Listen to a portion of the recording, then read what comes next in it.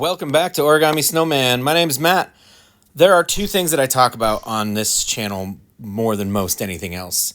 Those two things are Brandon Sanderson and my school bus, and various bus-related things. I'm not going to talk about Brandy Sandy today. Sorry. I'd like to. Maybe I will in the next video. Who knows? But I do want to talk about a thought I had today in regards to my bus. We have a new driver who, we always check in on him. I'm one of the trainers, so, it's kind of, this is when we look and see, how'd we do? Did we do him right? Did we train him up? Or is he going to be an asset to the company, kind of thing. And so we always check in, and he's only been at it for a couple days. Today was actually his first day on his own. We have lead drivers, and if they're not needed elsewhere, we'll often put them with brand new drivers just for company, for encouragement. And I'm sure you can imagine how nice that must be to have someone helping you out. So today was his first day driving on his own, and I asked him how it was going, and we talked about some things, and he said, I'm not sure if I handled this right, but, and we discussed it, and we just kind of started talking with another driver about, one thing he did say was, I don't know, some of these kids, I always say good morning, and they just ignore me. Did you ever get used to that? And I didn't really know how to respond because my kids always say hi.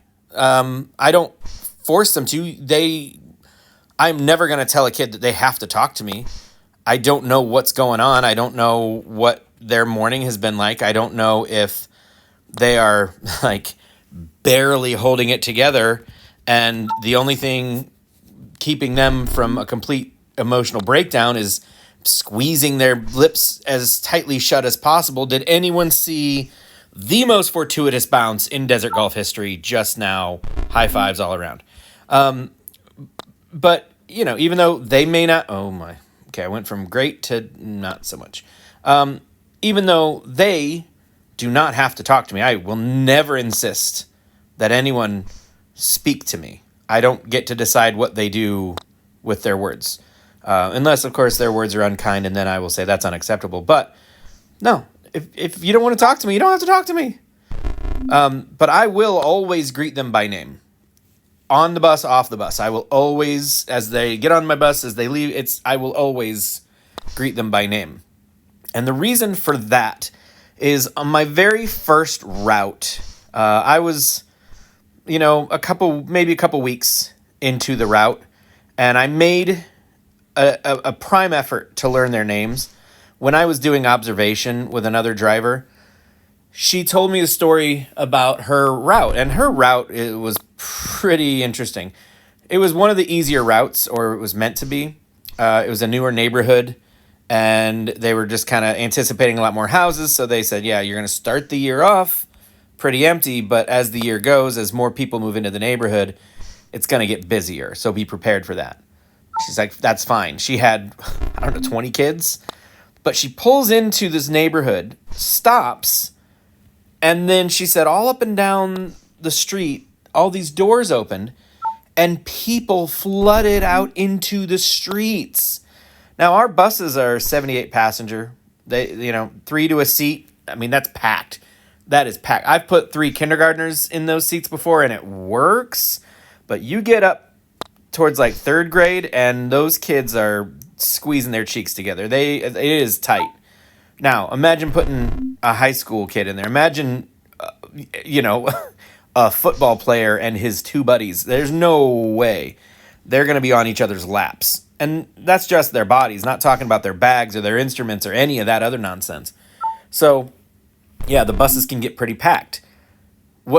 What she was seeing was way, way, way, way more than 78 passengers. And it was her first stop. She still had several more to go.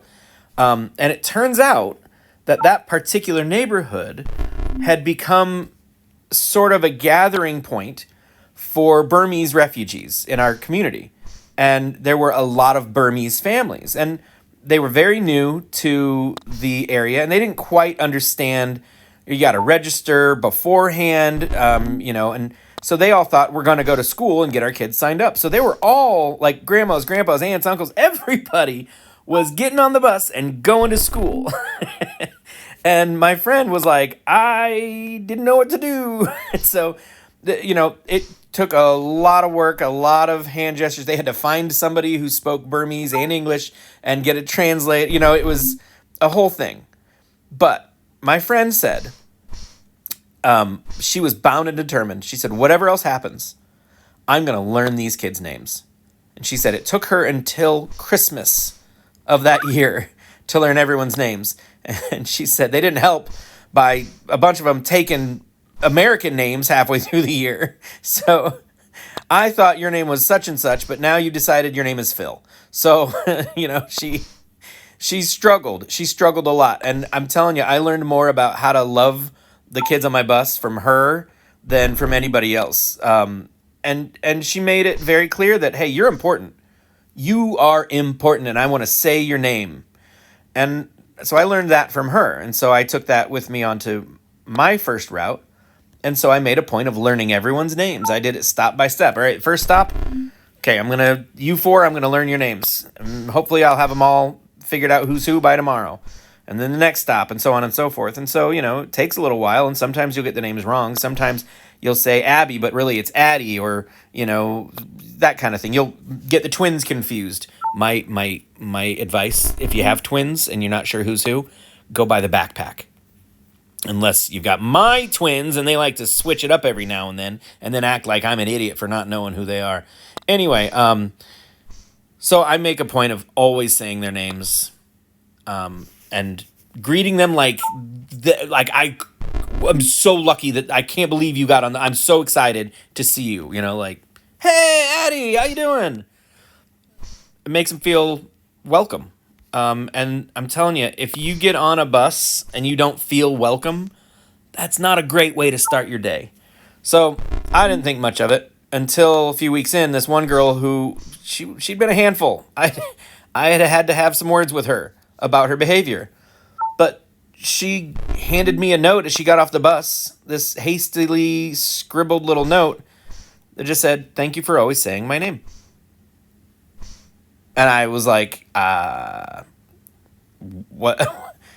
Well, okay. It's just, it seemed like the most obvious, normal thing to do, but it had a real impact on her. And I realized there may not be too many people in her life saying her name.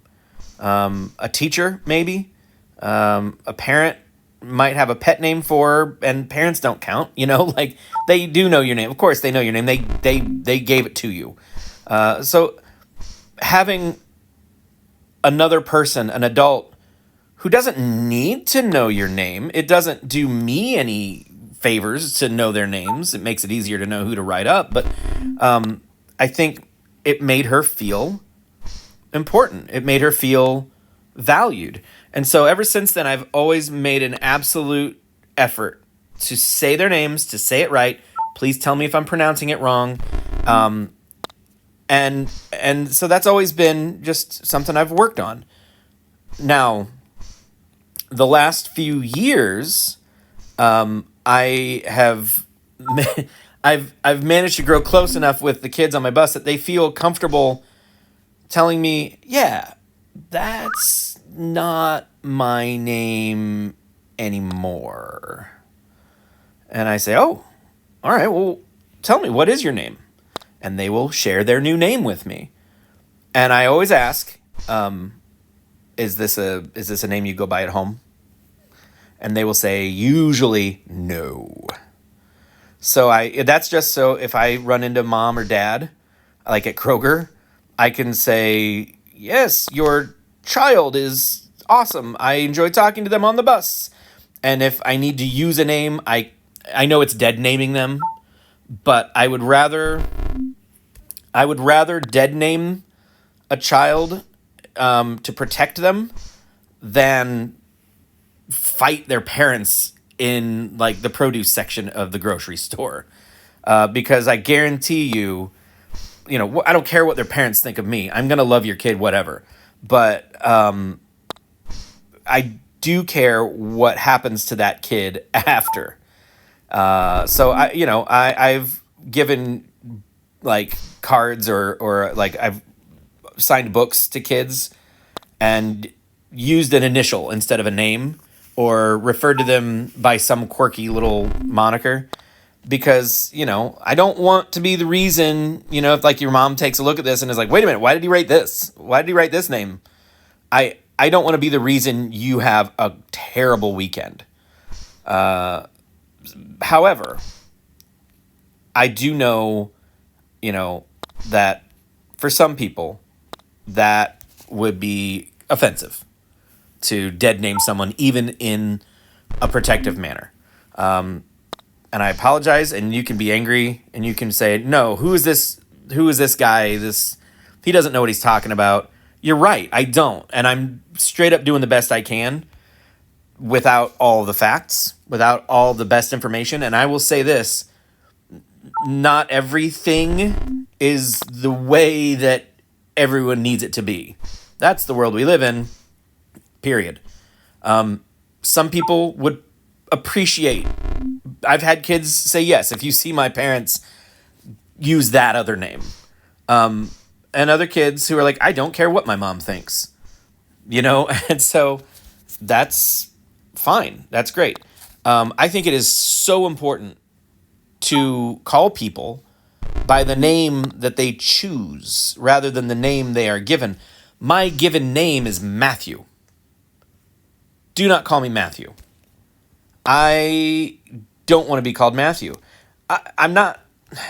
This whole thing stemmed from, when I was 13 or so, 12 or 13, and my dad's girlfriend said, do you prefer Matt or Matthew? And I said, I prefer Matt. She made it a point to call me Matthew, and she leaned on it every time. Hello, Matthew. And she wasn't being funny. We weren't pals. She was an absolute monster. I mean, an absolute monster. So I don't, I understand. My name is Matthew. If someone says Matthew, there are a handful of people who can call me Matthew, and it doesn't make my skin peel itself from my body. Maybe 3 people. But call me Matt, Now, if I have a student who goes by Timmy, but on my route sheet, their name is Erica, how is that any different? Calling someone by their chosen name is not admitting defeat if you think it's not cool for people to be trans or whatever. It's showing respect for people. It's a respect thing. It's, saying, no, you're not Timmy, you're Erica. That is insisting on a label that someone else applied. That's saying, yes, I know that you put salt in the pepper shaker, but I'm still going to call it pepper because it's in the pepper shaker. And I'm going to use it as if it were pepper. And I'm going to ruin recipes, and I'm not going to enjoy the meal because of this label. It's the same thing. You're ruining things by being insistent on this petty little... It's important to them. It cannot be important to you. It cannot be as important to you as it is to them. You... Calling Erica Timmy cannot hurt as bad as calling Timmy Erica. And that's not a gender thing. I'm saying if this child's birth certificate says Erica and they decide that they're actually Timmy, and you insist on calling them Erica, that is telling them you are a body with a label. I don't care about your feelings. I don't care about any unique part of you. You are, plain and simple, a factory dumpling that doesn't deserve my respect. Now, if you deep down inside feel like a Timmy, and everyone else is like, no, you're an Erica, and somebody comes along and they say, oh, you're a Timmy? Cool. Hi, Timmy. Being seen and being validated after your whole life of being ignored has to be so amazing. It has to be such an incredible moment. You know, there's a stupid law here in Indiana that if a student or if a student goes by a different name than is, on their registration papers or whatever, it has to be reported to the parents, regardless of what kind of living situation they're in. If they live in a violent home where their parents are transphobic, you might be putting this child at risk. You might be putting this child in a position that will result in them, getting abused or perhaps even taking their own life. That's ridiculous. If this child doesn't feel safe enough to tell their parents, you should respect that. That should be, without question. I'm going to stop here. I'm sorry. Names are important, you guys. Names are so important. If someone is a Matthew, but they refer to be a Matt, call them Matt. If someone is an Erica, in your experience, they're an Erica, but all of a sudden one day they're like, actually, I'm a Timmy. You got to call him a Timmy. You have to respect that. They know themselves more than you know them. Trust their judgment on that. Be respectful, be kind, put all your politics, all your religion, everything aside, and say, I'm going to, whoever you are, Erica, Timmy, Salt, Pepper, Matt, Matthew, I'm going to love you, and I'm going to respect you. So please love and respect people, because I love and respect you. You guys are all amazing and awesome, and I love you to death. And I hope to see you in the next one. Goodbye.